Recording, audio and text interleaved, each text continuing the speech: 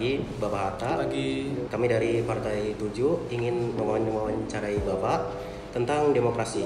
Yang pertama, bagaimana partisipasi anak muda dalam demokrasi saat ini dibandingkan dengan era sebelumnya?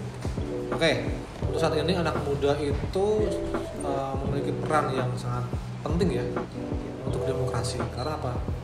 Karena dari anak muda lah bisa memajukan bangsa, dan anak muda itu punya ide-ide untuk kemajuan bangsa gitu. Kalau dibandingkan dengan yang dulu, mungkin dulu itu belum sefamiliar sekarang untuk politik ya dari anak muda ya. Dulu tuh mungkin masih banyak diisi oleh orang-orang yang udah pengalaman lah, udah tua, bukan tua ya, udah berusia lah gitu, kayak di umur 40, 50 gitu. Tapi sekarang anak muda memiliki banyak peran di demokrasi. Lalu selanjutnya, apa yang perlu dilakukan agar anak muda dapat berpartisipasi dalam demokrasi, baik dari anak muda maupun dari pembuat kebijakan publik? Oke, yang pertama itu pasti dia harus ikut pemilu. Itu adalah salah satu contoh demokrasi kan. Kedua, jangan golput, sama aja artinya ikut pemilu, harus nyoblos. Ketiga, dia nggak diharuskan untuk ikut ke partai, untuk pilih partai mana bergabung, tapi dia bisa menyuarakan hal-hal baik ke pemerintah dalam bentuk misalkan dalam bentuk dalam bentuk video, dalam bentuk teks atau jurnal, bisa juga gitu. Itu sih. Lalu pilihlah satu negara pembanding untuk dijadikan parameter untuk menjelaskan perbedaan respon anak muda dalam berpartisipasi dalam demokrasi. Satu negara ya? Yes. Contoh ya? Contoh aja. Bata ambilnya Swiss ya. Swiss itu kan anak mudanya kalau ikut demokrasi kan diwadahi, maksudnya kayak diperlengkapi gitu kan. Bisa jadi ke situ. Kalau di Indonesia itu masih minim sekali dari pemerintah untuk melengkapi anak muda ikut demokrasi. Jadi apa? Jadi anak muda itu kebanyakan akan melakukan demokrasi tapi sembarangan. Contoh apa? Dia mengeluarkan kata-kata yang nggak sepantasnya di sosial media, yang nggak harusnya, tapi itu terlempar di sosial media gitu. Itu kan nggak boleh. Karena apa? Sekarang di Indonesia itu ada yang namanya undang-undang UIT, itu yang diatur. Seperti itulah. Apa tindak lanjut yang sebaiknya dilakukan untuk mendewasakan demokrasi? Tindak lanjut untuk mendewasakan sebuah demokrasi. Ya. Yang pertama, bangun sumber daya manusia atau bangun manusia dulu. Seperti apa? Pendidikan minimal itu semua harus S1 minimal kalau bisa ya. Karena apa?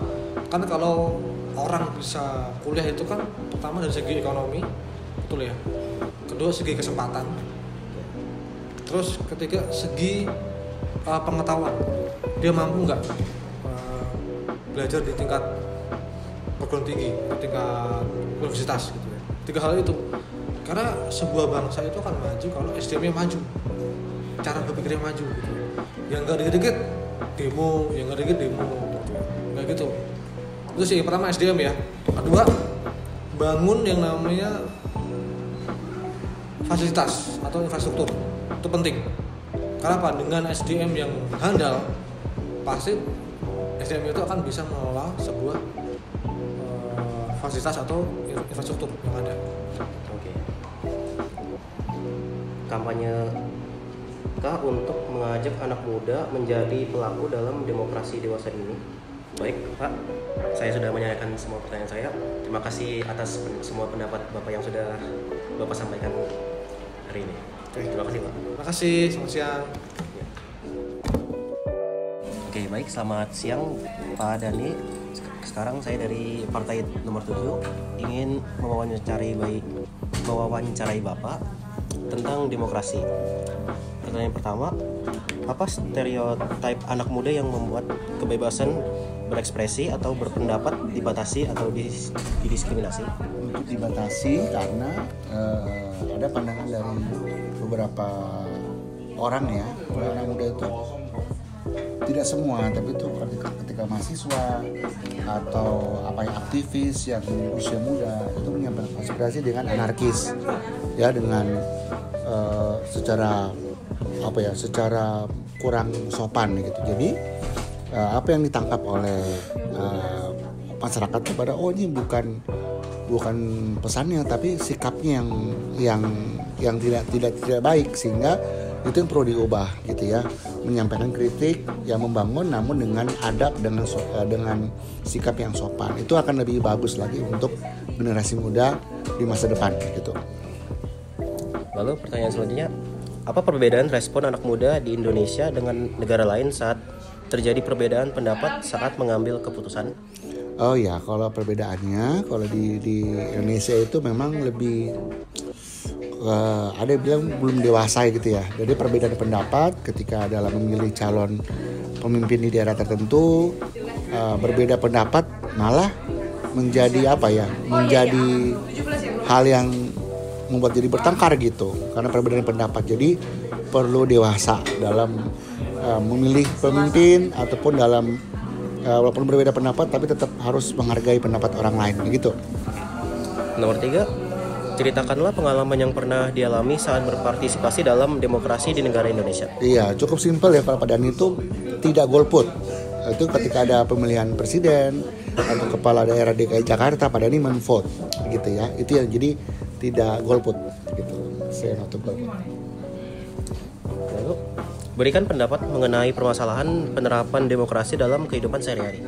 Permasalahan ya. Dalam sehari-hari, kalau permasalahannya mungkin kita memilih hal yang baik kan belum tentu orang itu baik gitu ya.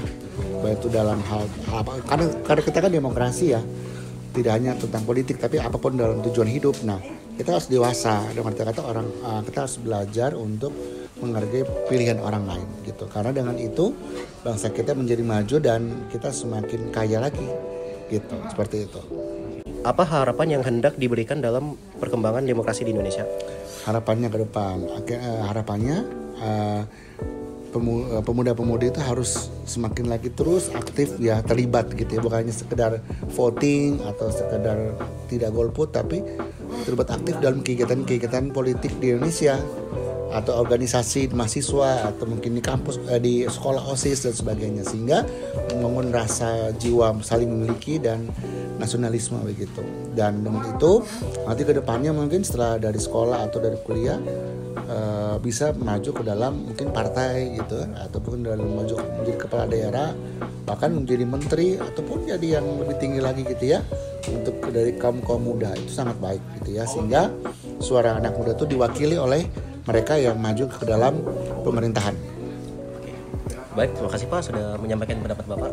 Terima kasih Pak. Terima kasih. Terima kasih. Baik, selamat pagi Kakak Faid. Sekarang saya dari Partai 7 ingin mewawancarai Kakak tentang tema demokrasi. Yang pertama, bagaimana menurut Kakak kebebasan berpendapat atau berekspresi di Indonesia saat ini? Kalau menurut aku tuh kebebasan berpendapat di Indonesia sebenarnya tuh bebas, tapi yang pasti ada batasannya juga. Karena seperti yang bisa dilihat, ada banyak orang yang bisa berpendapat, tapi terkadang itu didiskriminasikan karena misalnya pendapat orang dari sini, daerah-daerah ini lebih diutamakan daripada orang-orang yang berasal dari luar Indo. Berpendapat itu nggak apa-apa, tapi diskriminasi ras sini itu masih terlalu kuat untuk kita semua bisa berbicara seluas mungkin gitu kan. Bisa nggak Kakak bandingkan kebebasan berpendapat atau berekspresi di Indonesia saat ini dengan masa lalu? Kalau masa lalu kan pertama, ini menurut saya berpendapat zaman sekarang itu malah lebih open daripada dulu. Kalau misalnya dulu kan mereka tuh dirunding dengan ketakutan karena banyak ancaman, jika berkata seperti ini akan dibunuh, jika berkata seperti ini akan kehilangan semuanya. Sekarang sih berpendapat sekarang lebih bebas dan orang-orang lebih mau mengekspresikan pendapat mereka. Tetapi itu pun kadang pendapatnya itu karena terlalu bebas jadi terlalu lebihan. Lalu bagaimana posisi anak muda di era demokrasi saat ini? Sebenarnya ada dua opini sih.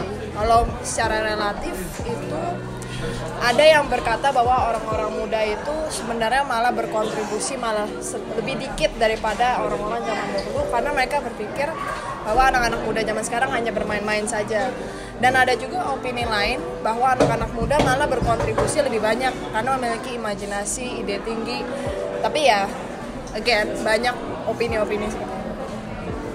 Apa keuntungan jika anak muda berpartisipasi dalam demokrasi ini? Sebenarnya kan karena teknologi ini kan udah makin maju, lebih banyak situs-situs yang bisa dibuka, bisa dijangkau. Dan menurut aku anak-anak muda zaman sekarang tuh lebih kreatif, lebih imajinatif. Mereka memiliki ide-ide yang lebih bagus. Dan menurut aku tuh kalau misalnya anak-anak muda bisa berpendapat lebih banyak, lebih diberikan akses, mereka akan memberikan banyak ide bagus juga, kreatif, imajinatif. Ya itu sih. Lalu, mengapa anak muda harus berpartisipasi dalam demokrasi? Karena emang kalau dalam satu negara itu semua masyarakat harus ada mengeluarkan suara mereka, tidak boleh hanya hanya sekedar ngikut-ngikut aja gitu, karena kan semua orang kan punya pendapat mereka masing-masing. Jadi itu sangat penting kalau kita semua bisa ngeluarin suara, apalagi kan karena pendapat itu membantu pemerintah melakukan tugasnya lebih baik gitu. Baik, terima kasih ya Kak sudah menjawab semua pertanyaan ini. Terima kasih. Wawancarai Bapak tentang demokrasi. Jadi yang pertama, bagaimana partisipasi anak muda dalam demokrasi saat ini dibandingkan dengan era sebelumnya?